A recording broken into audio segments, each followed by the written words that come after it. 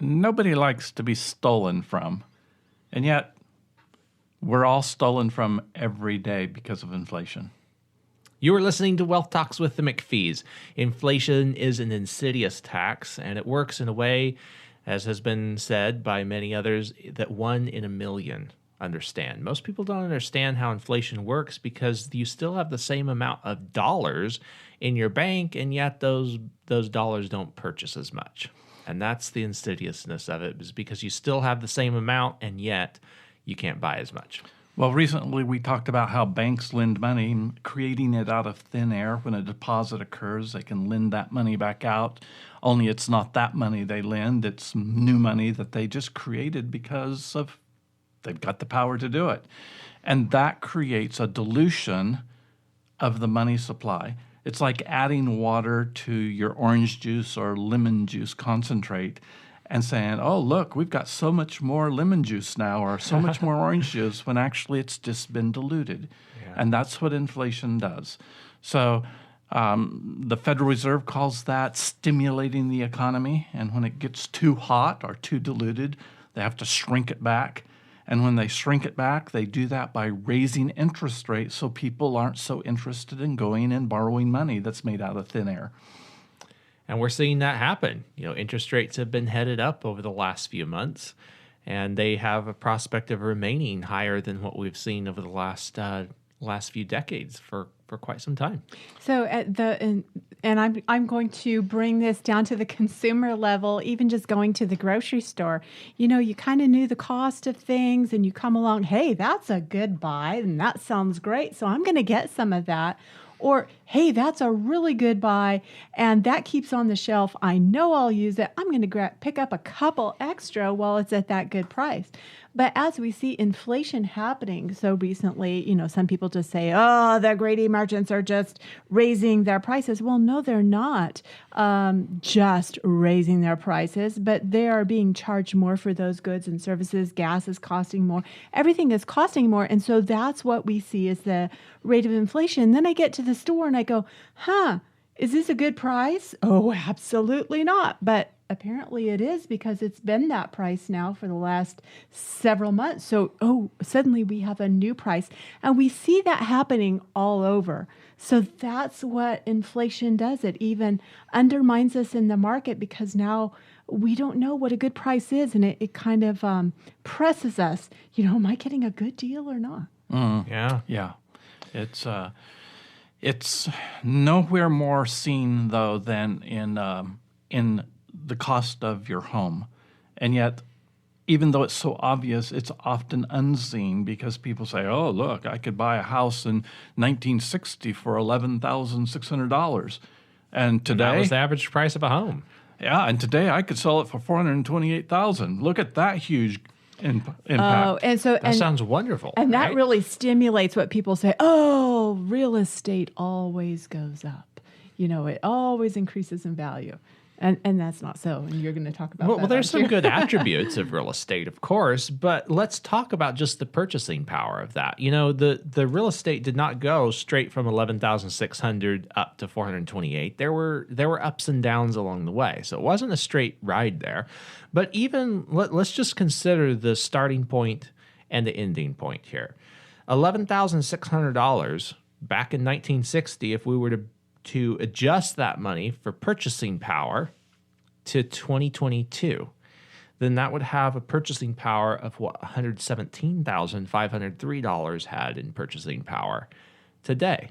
Well, that's still $117,000 to $428. That sounds pretty good, but there's still more to that picture, isn't there? There is. We have to take the $428,000. We have to say, if we compare that to the purchasing power of money in 1960, that's only about $44,000. The $428,000. Right. Yeah.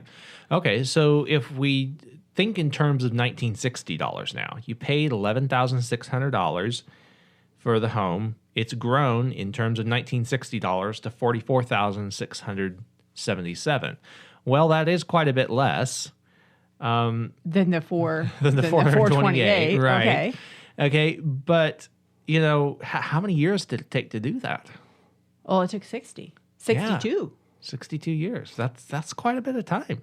And now let's add to the cost of that home the fact that it had to be insured, Yeah. the fact that there was maintenance that had to have it, probably at least 2 roofs put on it in 30 years. 60. 60 yeah, years. Yeah, 30 years. You know, Okay. or 60 years, 2 roofs every Yeah. 30 Yeah. years. One every Okay. 30 years. Okay. And we've got just the cost of living in a house. You got to paint it. You've got to change the carpets or resurface the floors or maybe redo the bathroom and the kitchen.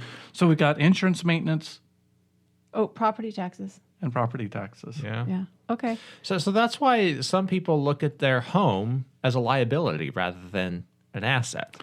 Well, those people that do, economically, it is a liability. Many people have said this. Robert Shiller, the Nobel Prize winner in economics from Yale, Robert Kiyosaki, Rich Dad, Poor God, they're probably some of the first people that came out and said, look, your home is probably the biggest investment you're ever going to make, but really, is it a good investment? Well, it's an emotional investment. It's really nice to own your home. We're proud to own our homes, but is it a financial and economic advantage? Not Yeah. necessarily. Not necessarily. So if you'd taken that $11,600 and invested it, earned 6% per year, you would end up with $428,700 in 2022. Yeah. And Interesting. so that puts it in a little bit different light. But of course, that 428,000 only buys what 44,677 would have in 1960. So jumping back and forth between 1960, 2022, that's quite a chunk of time. It's quite a chunk of purchasing power that has gone from our money. What is it important to do with our money today so that 60 years from now that we don't look back and see lost opportunity? Well, I think the most important thing that people that have created wealth realize is that money stored, whether it's in your house or whether it's in some other position like a tin can under your back porch or in a mattress under your mattress, does not grow. As well as if you took that money and put it to use and had it circulating at the whole time. So because money, the flow of money creates more money. Yeah. And that is just a fundamental rule of economics. And so how can we do that without being penalized? And this is what Nelson Nash talked about all the time in his courses that he taught on the infinite banking concept. He talks about it in his book. You have to find a storehouse, he said, for your money that allows it to keep growing while you get to have leverage against it to use other people's money. And if you don't have that place where you can store your money where it keeps growing for you, then you get behind the 8 ball. Yeah, and financially. that's really the key. You've got to be able to have a place where your money is still working, but you can use it at the same time. There's so many gurus that say, pay your house off. Don't pay all that interest to someone else.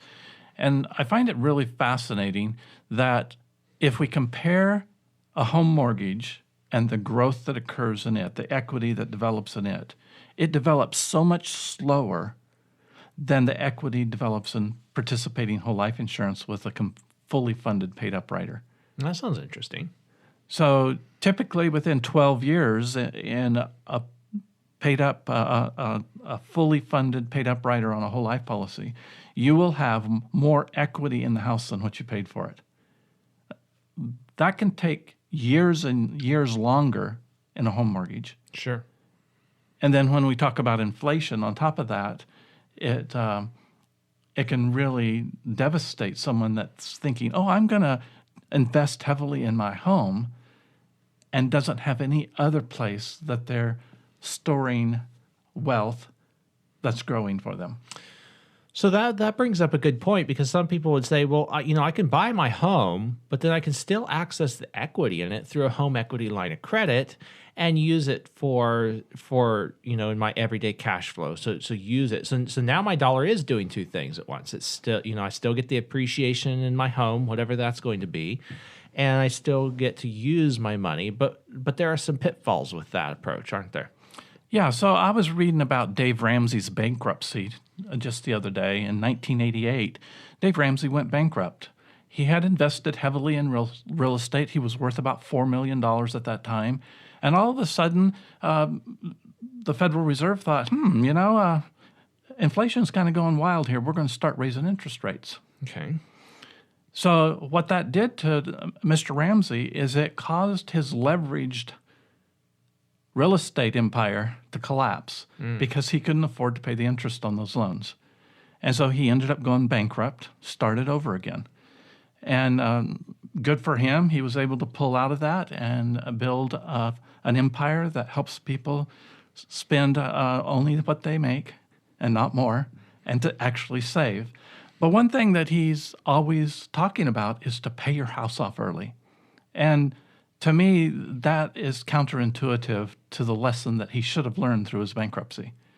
Because if we put all of our money in our house and the interest and the economy tightens because of the Federal Reserve, then it may be very difficult for someone that's put all their eggs in one basket to get that money out. And we've got examples of that. Yeah, we've seen this happen. We've had clients who had their home paid off, and then they had a medical.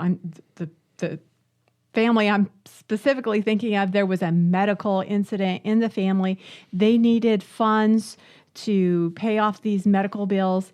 And they went to the bank. They said, "Hey, we've got our house paid off. We just need a home equity line of credit." And they have to sign all the paperwork and provide all the information and the taxes and all of this. And they said, "No, you don't qualify for a loan." Even though they had all this equity in their home, they said, "No, you don't qualify. What you're making doesn't fit our criteria for who we will loan to. And, we don't have confidence in you being able to pay back this loan. And so, no, we're not going to loan you the money." And so even though their home was paid off, they couldn't access the money. And then in even more recent times, we're seeing people who did access a home equity line of credit, and they're using that money, however it is. But all of a sudden, interest rates, have gone crazy. Really seen a huge change from last year just within these last few months. And we have people that are quickly saying, "Hey, you know what? I remember I bought this whole life insurance policy. I have cash values in it. I was just leaving it there. But now I'm going to borrow from it and pay off the bankers because the interest rates are high and they keep rising." And so, they can get that paid off and then just go back to paying policy loans. And fortunately, they started those policies and have those cash values built up. So they're in a good situation for that. But because they were in a bad situation with a home equity line of credit or other lines of credit with the bank, that the interest rate just keeps rising. Yeah. And that brings up a really good point, because when you take a policy loan, there's policy loan interest on that, but the rates just don't keep rising with the rest of the market. And interest rates with whole life insurance, they can change. Yes. Like once a year, if it's a variable loan, the insurance company can change the rate. It's usually tied to the Moody Bond Yield Index, but those rates are not going to be able to jump all up and down like the market interest rates will do.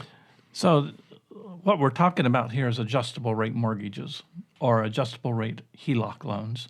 Now, if someone's got a great loan that's fixed, like at 3.5% or 4%, you're just selling really high in these markets when interest rates, the average home mortgage interest rate run right now is 7.6. I saw just yesterday. So, that's like, half what everyone else is paying or even less when we figure the compounding of that. So, there's no rush to pay off a home mortgage like that. To do so would be foolish. You can get a higher return on taking those payments and putting it into life insurance where your capital is freely accessible with a signature, not having to go through all the rigmarole of going through a HELOC loan. Oh, so let's just talk about that for a moment, because recently I've had people, some people have been our clients for years, but and maybe never taken a loan from their policy, but I'm getting that question. how easy is it to take a policy loan? That's a good I'll tell question. you what, it's very easy. So all you have to do is say, hey, I want a loan. We look up the amount that's available based on how much you have paid over the years, and we see, and how much you have borrowed, if anything. And then we see what is the amount that you qualify to borrow. And then to borrow it, depends on how much it is. You might need to put your signature on a piece of paper saying, I want to borrow this amount. If you want it deposited directly to your bank account, you also need to sign, I want it deposited to this bank account. And that's all it is. And sometimes we're seeing these loans processed within 10 business days. Sometimes it's taking a little longer. I've seen as much as 30 business days, or sometimes, papers get lost or something and, oh, I'm sorry, the processing time was a little long or we missed it. But you don't have to provide a bunch of information. You're just signing. You have access to this money, and you're just signing. Yes, I want it. It's very similar to going to your bank account and saying, oh, how much do I have in there? Okay, I want to take a withdrawal. Very, very similar to that. Yeah. Easy process. So I was doing a little calculation the other day, and I had a person that was in their early 30s purchase a house for $375,000, and if they would make the payments on that house in 10 years or 15 years, in 15 years, they would still owe over $200,000 on that house. Because How much was the original loan again? $375,000. $375,000. So they At didn't. a 6% rate of interest, they can't get that mortgage balance down below $200,000 in the first 10 or 15 years, unless they're making extra payments. And that makes sense because the principal is high during those years, and so you're paying a lot of interest because the monthly payment is going to be relatively low to the principal that's outstanding. That's correct. So lots of interest. In fact, there's an old saying that it takes about 20 years before those ratios switch, where you're paying more principal than you are interest on a home mortgage. So if this person would have started with the 10-20-70 principle, as we talk about so much, and put 10% of their income into a life insurance policy, then they would have had the cash value in their policy to purchase that house, or to borrow from their policy and pay off their house if they wanted to, at that point where the mortgage gets to around $200,000 on balance. Now, if they just continue to make the payments back to themselves, to their policy, as they were making to the mortgage bank, they will recover that $200,000.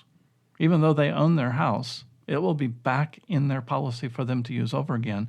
Plus, the policy itself will make them about another $60,000. That's interesting because, that growth in the policy, that's the cash value continuing to grow even though you had a policy loan outstanding. How can that be? It's because the insurance company is not giving you your money when you come to take a policy loan. They're using your policy as collateral. It keeps growing the same way as it would if you didn't take a loan. And they're giving you a loan from the general fund of the company. So you're one of the investments that the insurance company is making. They're not worried about whether you pay that loan back or not because they have the value in your policy as full collateral for that loan. And so the way that the cash value grows, the policy, there's a couple of components that cause cash value to grow in a policy. Number one is you can think of cash value like your equity in the death benefit of a policy. So at age 100 or age 121 on some policies, your cash value has to grow to equal the death benefit at that point in time. So that's one of the factors that causes the cash value to grow every year. It's just built into the design of the policy.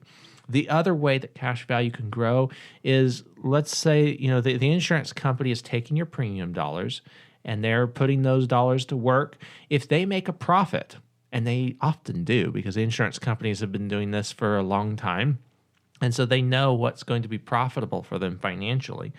And so when the insurance company makes a profit, they have to share that back with the mutual policy owners. And they do that by declaring a dividend. And that's the second factor that can cause cash value to grow, is because if you have the dividend go to buy more paid up insurance, that increases the death benefit and it increases how much the cash value has to grow to keep up with that. That's a good explanation, John, because so many people call and they want to know, well, what's the interest rate on a whole life policy? And by nature, a whole life insurance policy does not have an interest rate. Right. That is universal life, that when we're talking about interest rates, those do pay an interest rate, maybe, depending on if it's there to be paid. But a whole life policy gives you a guarantee that if you pay this premium, there will be this much equity, and that much equity represents so much cash value. It's very similar to your mortgage. You know, people, what kind of interest rate are you earning on your mortgage? Nobody ever asks that question. No. So why do they ask it about whole life? Is because of the way that people think about investing. Whole life is not an investment. It's an asset purchase, just like your home. Mm-hmm. And you can figure, an interest rate backwards. Like, okay, I paid this much in premium. I have this much in cash value or this much in death benefit. You could figure an interest rate on that. Sure, just like you can on your equity and your mortgage. Exactly. It's called an internal rate of return when you figure it out backwards like that. And so some people look at that internal rate of return number and they say, well, I think I could probably get better in an investment. But it's a totally separate type of asset. The whole life insurance allows you to use your money along the way. This is going to be the growth that is there no matter what. And you have the protection of the life insurance death benefit. These are things that you don't have in an investment. And if you were to actually make an investment and earn a higher rate of return, then you also have to think about the taxes that are going to come out of that, the fees and the other costs that are going to come out before you can actually count your net profit. And going back to people that tell you to pay your house off really quick and just so you don't have to pay that interest. We did pay our house off, Michelle. Mm-hmm. In 1997, we paid cash for it, and we thought, this is great, no house payments. Mm-hmm. But things happened, and at the time, my practice didn't grow like we suspected it would, and there's property taxes to be paid, mm-hmm. and there's maintenance fees that have to be done. And fortunately, we didn't live in an HOA community, but more and more communities now are HOAs. 90% of Las Vegas is HOA communities. So those things just keep adding up. And so how many times did we wish we could dip into that equity of our home and get a little money out to make life easier? Mm-hmm. And yet we didn't qualify a loan because our practice wasn't growing and we had no ability to repay that loan. And that's what banks look at today. So what is your ability to repay? They're not looking to be landlords. They don't want to repossess your property necessarily. They will as a last resort, but they want to see that you've got the liquidity to make these payments. Yeah. Speaking of repossession, I have a thought on that. Did you have something you want to add to this before we move on? Well, I was just going to say that that paying your house off isn't necessarily a bad thing. It can be a good thing. But if you know some better things to do with your money, then it would certainly, you can certainly have better results with your money if you do something other than pay off your home. So just point. In and of itself, it's not necessarily a bad thing, but if you can do better, why not? Mm-hmm. Mm-hmm. Especially as interest rates rise, I could see people wanting to pay off their home a little bit faster than when they had a loan at 2 or 3%. If they have an adjustable rate mortgage. Sure. If they don't have it, then they're stuck with that, and that's great. They've got the banks are on the hook then. Right. But if as interest rates are climbing, if they're paying 7 or 8%, people might want to get some of those balances paid down a little bit faster on their home mortgages. So you can see the point for that. But you always have to consider, what else would you be using the money for? What else could you use the money for? What could you do with that? And here's the thing. We never know because opportunity knocks when there's cash liquidity. Mm-hmm. It doesn't knock when you don't have any money because you're just trying to survive. But when you have a place where you can store your money that's growing and keeping, up with inflation, like life insurance, then now there's opportunities that come along and you get to make a decision. Is this a good opportunity or is it too risky for me? Yeah. And you get to capitalize on that opportunity without losing the growth of the money that you've stored. That's right. So talking about, a bank repossessing a house, let's just think about for a minute, when is the bank most likely to do a repossession? When you've just purchased your home and made a few payments, and do they really want to become a landlord and take over that huge value? Or would they be more likely to repossess when you've almost paid off your mortgage?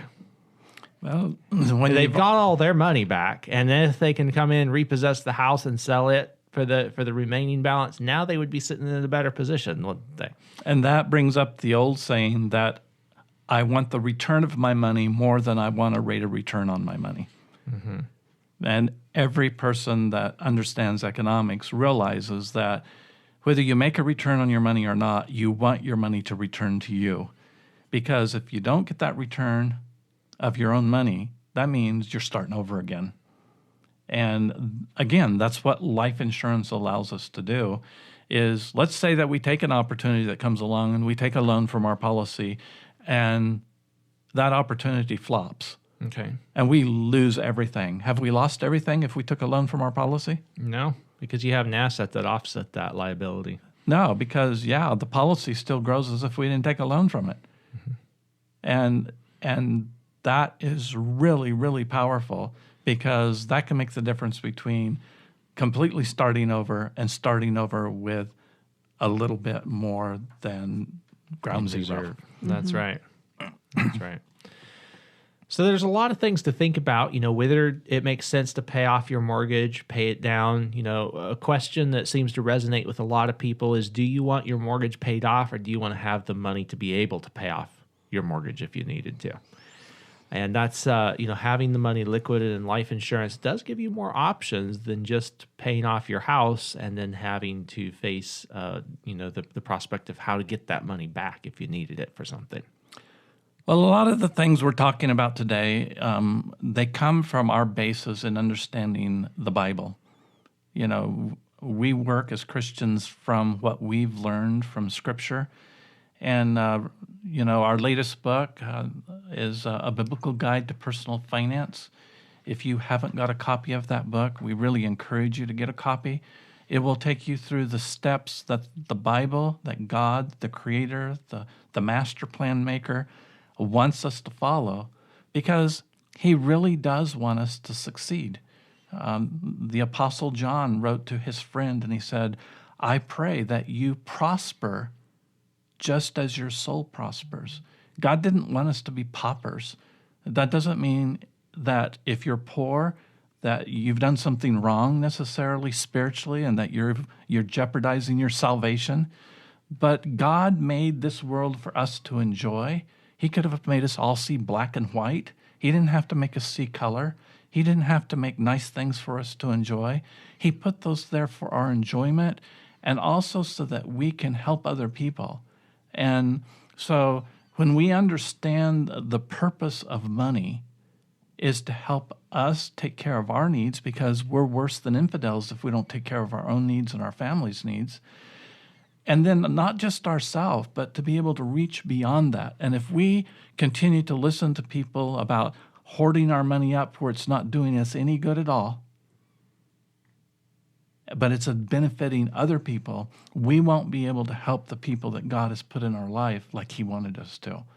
So if you haven't got your copy of A Biblical Guide to Personal Finance, you can get that on our webpage or... Yeah, go to wealthtalks.com, and you can get the links to be able to get that book on Amazon or on our website, life-benefits.com. You can also call our office at 702-660-7000. So go to wealthtalks.com or call our office. We'll be able to help you get the copy of that book. It's a wonderful book, probably the best book that you've written, in my opinion. No one likes to be stolen from, and yet if we don't understand the economics and the powers that are making economics do what they do in our life, then you will be stolen from. We need to be as wise as serpents and innocent as doves as we go about this financial endeavor that we're responsible for. A Biblical Guide to Personal Finances will help you understand what's going on so that you'll know what to do to counteract that. That's right. You're listening to Wealth Talks with the McPhees. Have a wonderful week.